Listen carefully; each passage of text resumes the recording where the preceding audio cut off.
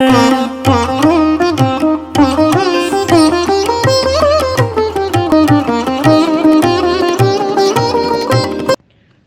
வையகம், வாழ்க வையகம், வாழ்க வளமுடன். குரு வாழ்க, குருவே துணை.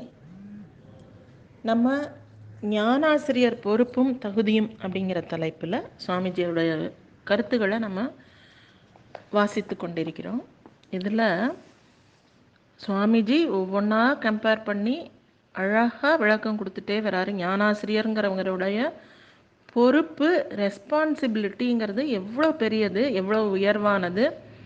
ஞானாசிரியர்னு சொன்னால் போதாது, அது எவ்வளோ ஒரு மதிப்புமிக்க ஒரு தகுதி வாய்ந்த ஒரு பொறுப்பான விஷயம் அப்படிங்கிறத விளக்கிறதுக்காக ஏற்கனவே நம்ம பார்த்தோம். முதல் நாள் வைத்தியர்களோட கம்பேர் பண்ணி சொன்னார். அதாவது டாக்டர்ஸ் இருக்காங்க இல்லையா, அவங்க உடலில் உள்ள துன்பங்களை போக்குற மாதிரி ஞானாசிரியர்கள் பிறவி பிணி அப்படிங்கிற உயிரில் உள்ள துன்பங்களை போக்கக்கூடிய மிக அற்புதமான ஒரு பொறுப்புடையவர்கள் அப்படின்னு சொன்னார். அப்புறம் நேத்திக்கு கடவுளுக்கு ஈக்குவலானவன் ஞானாசிரியர். ஏன்னா இறைநிலைக்கு இருக்கக்கூடிய அத்தனை விஷயங்களுமே ஒரு ஆற்றலுமே ஒரு ஞானாசிரியனுக்கு இருந்தாலும் கூட ஒரு எல்லை கட்டிய ஒரு விஷயம் நம்ம மனிதன் அப்படிங்கிறதுனால, மனிதனுக்குள்ளே இருக்கிற அறிவுங்கிறது எல்லை கட்டியதாக இருக்கிறதுனால நம்ம பரம்பொருளே நம்ம அறிவில் இருந்தாலும் கூட ஆற்றல் எல்லை கட்டப்பட்டவர்களாக தான் நம்ம இருக்கோம்.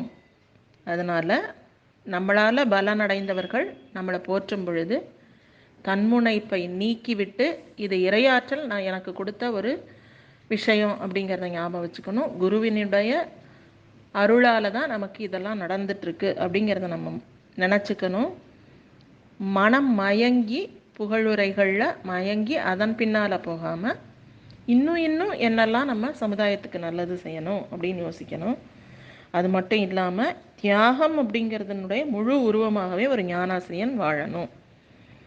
ஏன்னு கேட்டால் அறிவை கடவுளோட இணைச்சிக்கிட்டோம், உடலை சமுதாயத்துக்கு அர்ப்பணம் பண்ணிடணும். அர்ப்பணம் பண்ணிட்டு நான்கிறது எதுவுமே இல்லை, என்னுடைய உடல் சமுதாயத்தால் உருவாக்கப்பட்டது, அதனால் அது இந்த சமுதாயத்தின் பணிக்கு, அறிவுங்கிறது இறைவன் கொடுத்தது, அதனால் இறைவனோடு இணைந்து ஈகோ லெஸ்ஸாக முடிந்த அளவுக்கு சேவை செய்வேன் அப்படின்ற தியாக மனப்பான்மையோட ஒவ்வொரு ஞானாசிரியரும் வாழணும்னு சொல்லி தன்னுடைய அம்மாவை உதாரணம் காட்டியிருந்தார் சுவாமிஜி. இன்றைக்கி ஸ்கூல் டீச்சர்ஸையும் ஞானாசிரியர்களையும் கம்பேர் பண்ணி சொல்கிறாரு. ஸ்கூல் டீச்சர்ஸ் அப்படிங்கிறதும் ஒரு நோபலான ப்ரொஃபஷனாக இந்த சமுதாயத்தில் நம்ம வச்சுருக்கோம் இல்லையா. ஸ்கூல் டீச்சர்ஸையும் வச்சுருக்கோம், டாக்டர்ஸையும் வச்சுருக்கோம். அதெல்லாம் விட மிக உயர்வான ஒரு பொறுப்பான நோபலான ஒரு விஷயம் ஞானாசிரியன் அப்படிங்கிறது. எப்படி அப்படின்னு கேட்டால், ஸ்கூலில் காலேஜஸில் ஹிஸ்ட்ரி, ஜியாகிரஃபி இந்த மாதிரியான சப்ஜெக்ட்ஸ் டீச் பண்ணுறாங்க. அவங்க வெறும் டெக்னீஷியன்ஸ் மாதிரி தான், தொழில்நுட்ப அறிஞர்கள் தான். ஆனால் ஞானாசிரியன் அப்படி கிடையாது. இறைவன்கிட்ட தன்னை ஒப்படைச்சிட்டு இந்த உடலை சமுதாயத்துக்காக ஒப்படைச்சிட்டு வாழணும் அப்படிங்கிறத நம்ம நல்லா புரிஞ்சு நடந்துக்கணும். ஞானாசிரியர்களாக இருக்கிறவங்க கோடி பேர் கூட ஸ்கூல் டீச்சர்ஸ் வர முடியும், ஆனால் ஞானாசிரியர்கள் இருக்கிறது போதாது. இன்றைக்கி இருக்கிற எண்ணிக்கை மக்களுக்கு பல்வேறு துன்பங்களும் பல்வேறு வாழ்க்கை சிக்கல்களும் இன்றைக்கி மிகுதியாக இருந்து கொண்டே இருக்கிற காரணத்தினால ஞானாசிரியர்கள் லட்சக்கணக்கில் வரணும் அப்படின்னு சொல்லி சுவாமிஜி சொல்கிறார். அதே மாதிரி உடல் ஜீரணிக்கும் அளவுக்கு மேலே உணவை உண்ண முடியாது, உடல் சுமப்பதற்கு மேலே உடையை உடுத்த முடியாது, நம்ம உடலின் நீள அகலத்துக்கு மேலே இந்த பூமியை யாருமே அனுபவிக்க முடியாது. அதுக்கு மேலே எவ்வளோ வச்சுருந்தாலும் எல்லாரும் சாகும் பொழுது எல்லாத்தையும் விட்டுட்டு தான் போகிறாங்க, எதையும் கொண்டு போகிறதே இல்லை அப்படிங்கிறத உணர்ந்து கொண்டு அதை மனசில் வச்சுக்கிட்டு விழிப்புணர்வோடு செயலாற்றணும். அதுக்கு சுவாமிஜி தன்னுடைய வாழ்க்கையை உதாரணமாக சொல்கிறார். லட்சக்கணக்கில் வருமானம் வந்துட்டே இருந்தது. அப்போ நான் யோசித்தேன், இவ்வளவு வருமானம் நமக்கு குமிஞ்சிக்கிட்டே இருக்குது, கண்ணு மண்ணு தெரியாமல் செல்வ வளம் வந்துட்டே இருக்கே, இதை நம்ம என்ன செய்யலாம்? இப்போ இதை சமுதாயத்துக்கு பொருளாதாரத்துறை மூலமாக செலவழிச்சிட்டு 50 வயசுக்கு மேலே அருள்துறைக்கு முழுமையாக நம்ம திரும்பிடணும் அப்படின்னு சொல்லி ஒரு திட்டம் வகுத்து அதை கவியாகவும் நான் வடித்து கொடுத்தேன். அந்த உண்மையான துறவுனா என்ன அப்படிங்கிறத அந்த கவிதையில் நான் சொன்னேன் அப்படின்னு சொல்லி சொல்கிறார். உண்மையான துறவு அப்படிங்கிறது எதையுமே நம்ம கொண்டு போக முடியாது, வாழற காலத்தில் அனுபவிக்கிறது மட்டும்தான் மிச்சம். இது தெரியாமல் மேலே மேலே பொன்னையும் பொருளையும் குமிச்சிக்கிட்டே இருக்காங்க. அவங்களாம் உண்மையாகவே தாங்கள் துறவிகள்னு தெரியாமையே தான் வாழ்ந்துட்டுருக்காங்க. ஏன்னு கேட்டால் யாருமே ஒரு லெவலுக்கு மேலே எதையுமே அனுபவிக்க முடியாது. அப்படிங்கும்போது எல்லாருமே ஞானிகளாக தான் இருக்காங்க. ஒரு இதில் நாங்கள் பயிற்சியில் கலந்துட்டு இருக்கும்போது ஒரு தடவை சுவாமிஜி சொன்னார், பெரிய பெரிய பணக்காரர்களெல்லாம் தன்னுடைய இன்பங்களையெல்லாம் விட்டுட்டு மிகப்பெரிய சன்னியாசி மாதிரியாக தான் பொருள் பின்னாடி அலைஞ்சிட்ருக்காங்க, பணத்தின் பின்னாடி அலைஞ்சிட்ருக்காங்க, செல்வாக்கின் பின்னாடி அலைஞ்சிட்ருக்காங்க. அவங்க தான் மிகப்பெரிய துறவிகள். ஏன்னு கேட்டிங்கன்னா, எவ்வளோதான் நீங்கள் சம்பாதிச்சு வச்சாலும் ஏதோ ஒரு வகையில் இந்த சமுதாயத்துக்கு அந்த பணமோ பொருளோ போயிட்டே தான் இருக்க போகுது. அப்போ எல்லாவற்றையும் தியாகம் பண்ணிவிட்டு, எல்லா இன்பங்களையும் தியாகம் பண்ணிவிட்டு பணத்தின் பின்னாடி போகிறவங்க கூட ஒரு வகை துறவிகள் தான் அப்படின்னு சொல்லி சொன்னார். அந்த மாதிரி சொல்கிறார் சுவாமிஜி. எவ்வளவு கிடைச்சாலும் எல்லாரும் போகும்போது விட்டுட்டு தான் போகிறோம். அந்த அளவில் எல்லாருமே ஞானிகளாகத்தான் வாழறோம். ஆனால் ஞானிகள்னு தெரியாமையே ஞானிகளாக வாழ்கிறோம் அப்படிங்கிறத வலியுறுத்தி சொல்கிறார். இப்போ பள்ளி ஆசிரியரும் ஞான ஆசிரியரும். பள்ளியில் கல்லூரியில் சரித்திரம், பூகோளம், விஞ்ஞானம், கணிதம் எல்லாம் சொல்லிக் கொடுக்கக்கூடிய ஆசிரியர்கள் சாதாரண தொழில்நுட்ப அறிஞர்களே, அதாவது டெக்னீஷியன்ஸ் தான். ஞானாசிரியன் அப்படி அல்ல.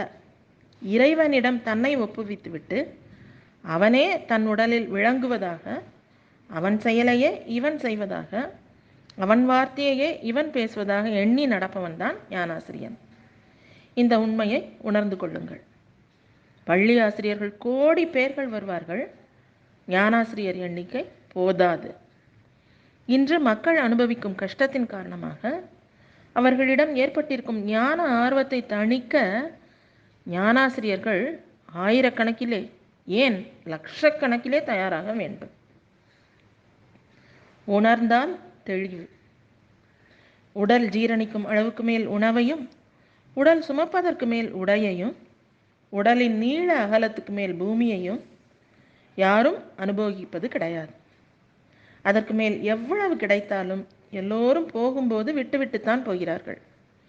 அந்த அளவில் எல்லோரும் ஞானிகளாகத்தான், ஞானிகள் என்று தெரியாமலேயே வாழ்கிறார்கள். இதை உணர்ந்து கொண்டு அனுபவத்திலே அளவு முறை காத்து இருப்பதை இல்லாதவர்களுக்கு ஈந்து மகிழ்வதே உண்மையை உணர்ந்ததன் அடையாளமாகும். இந்த சிந்தனையைத்தான் நான் பல லட்சக்கணக்கான ரூபாய் வருமானம் பெற்று கொண்டிருந்த காலத்தில் மேற்கொண்டேன். இப்படி ஒரு நாளைக்கு ஆயிரக்கணக்கிலே வருமானம் வந்து கொண்டிருக்கிறதே, இதில் என்னை மறந்து விடுவேனோ? கூடாது. இன்னும் 50 ஆண்டுகள் வரைக்கும் பொருளாதாரத்துறை வழியாக மக்கள் தொண்டாற்றலாம். அதற்கு பிறகு முழுமையாக அருள்துறைக்கு திரும்பிவிட வேண்டும் என்றிருந்தேன். ஆனால் அதற்குள் இன்று இப்படி பொருள் கண்மண் தெரியாமல் குவிந்து கொண்டிருக்கிறதே, இதை என்ன செய்வது? அப்போதே ஒரு திட்டம் வகுத்தேன். அந்த திட்டத்தை ஒரு கவியாகவும் வடித்தேன். என் ஜனனம் என் மரணம் இரண்டையும் நான் அறியேன். என் மனதில் கொண்டே பொன்முதலாம் பொருள் அனைத்தும் ஈட்டுகின்றேன். இந்த இடத்துல ஒரு வார்த்தை இதில் விடுபட்டிருக்கு. இருந்தாலும் அவற்றை என் மனதில் கொண்டே பொன்முதலாம் பொருள் அனைத்தும் ஈட்டுகின்றேன். அவற்றை புவி வாழ்வின் இயல்பொக்க பொதுநலமே கருதி நன்மை எனும் வழிகளிலே செலவாக்கி நற்சமயம் வாய்க்குமெனில் அனைத்தையுமே அழிப்பேன். என் ஜனனம் என் மரணம் இரண்டையும் நான் அறியேன். இருந்தாலும் அவற்றை என் மனதில் கொண்டே பொன்முதலாம் பொருள் அனைத்தும் ஈட்டுகின்றேன். அவற்றை புவி வாழ்வின் இயல்பொக்க பொது நலமே கருதி நன்மையெனும் வழிகளிலே செலவாக்கி நற்சமயம் வாய்க்குமெனில் அனைத்தையுமே அழிப்பேன். இன்முகமும் எளிமையுமே எனது செல்வம், வீடோ ஏக வெளி என துறவு எண்ணத்தில் பூண்டேன். இன்முகமும் எளிமையுமே எனது செல்வம், வீடோ ஏக வெளி என துறவு எண்ணத்தில் பூண்டேன். என் ஜனனம் என் மரணம் இரண்டையும் நான் அறியேன். இருந்தாலும் அவற்றை என் மனதில் கொண்டே பொன்முதலாம் பொருள் அனைத்தும் ஈட்டுகின்றேன். அவற்றை பொய் வாழ்வின் இயல்பொக்க பொதுநலமே கருதி நன்மை எனும் வழிகளிலே செலவாக்கி நற்சமயம் வாய்க்குமெனில் அனைத்தையுமே அழிப்பேன். இன்முகமும் எளிமையுமே எனது செல்வம், வீடோ ஏக வெளி என துறவு எண்ணத்தில் பூண்டேன். அதுதான் துறவு, உண்மையான துறவு. ஆகையால் ஞானாசிரியர்கள் இந்த உண்மை உணர்வு நிலைக்கு வந்துவிட வேண்டும். அப்போதுதான் அவர்கள் மகிழ்ச்சியாக வாழ முடியும். எத்தனை பேருக்கு வேண்டுமானாலும் உதவக்கூடிய ஆற்றல் உண்மையில் அவர்களிடத்திலே பொங்கி வழிந்து கொண்டிருப்பதும் தெரியும் அப்படின்னு சொல்லி சுவாமிஜி அவர்கள் ஞானாசிரியரையும் டீச்சர்ஸையும் கம்பேர் பண்ணி உண்மை உணர்வு மனசில் வரணும் அப்படிங்கிறத வலியுறுத்தி சொல்லியிருக்காரு. வாழ்க வையகம், வாழ்க வையகம், வாழ்க வளமுடன். குரு வாழ்க, குருவே துணை.